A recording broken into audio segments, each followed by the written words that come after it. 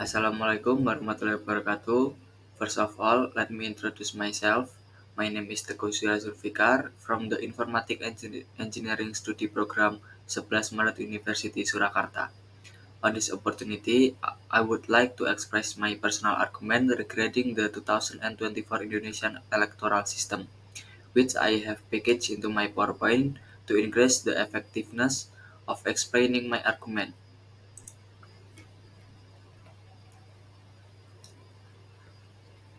In the first segment, I will explain what Indonesian electoral system will be in 2024.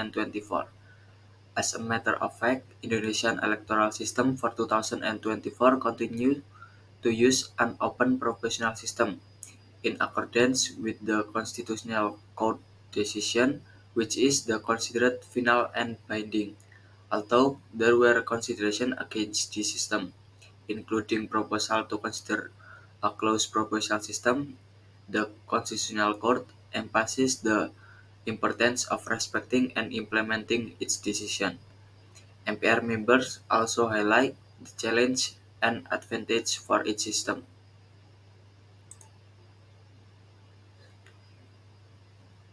In the next slide, I will explain about what is an open proportional system in elections. An open proportional system is a system that allows people to directly elect candidates or representatives of the people in the electoral district offered by the party. That that way, the elect people representative and determined based on the most votes directly elected. The system is in contrast to a closed proportional system that only allows people to vote for party instead of candidate directly. Only party elites can or are authorized to determine candidates from their political parties to get seats in the parliament. Then in the next segment, I will explain about the advantage of the open proportional system. In my opinion, the open operational system has four advantages. The first of which are people or votes can directly elect their representative who will sit in parliament to represent their aspiration. Then the second advantage is it is an advancement in democracy. Then the next advantage is increased public participation and control, which can lead to improved party and parliamentary performance. Then the last advantage is allows cadres to come from below, thus encouraging candidates to compete in mobilizing mass support for victory. So there are the four advantages of an open proportional system in election in my opinion. But beside the advantage, the system in my opinion also has some disadvantage which I will explain on the next slide. Next. In this slide, I will explain the disadvantage of open proportional system. In my opinion, the open proportional system has six disadvantages that need to be considered. The first one is appointing untested representative and not the best cadres because voters often ignore capacity, choosing only based on capital or money.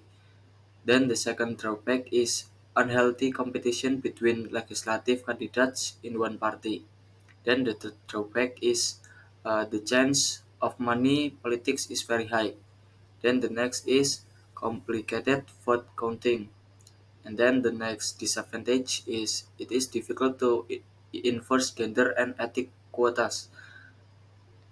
And then the last disadvantage is the cost of election becomes very large. So there are the disadvantages of the open proportional system in my opinion. And then in the last segment, I would like to express my opinion. Based on my previous explanation, I think that the 2024 election in Indonesia will be an important milestone in the country democratic journey. One of the electoral system option to consider in an open proportional system, which has proven advantage and disadvantage that need to be careful considered. In responding to the choice of the 2024 electoral system, it is necessary to conduct a thorough through evaluation by considering the balance between advantage and disadvantage.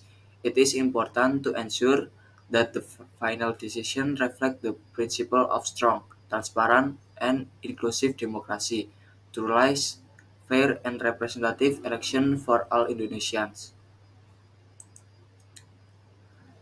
So that's an explanation of my opinion about the 2024 Indonesian electoral system.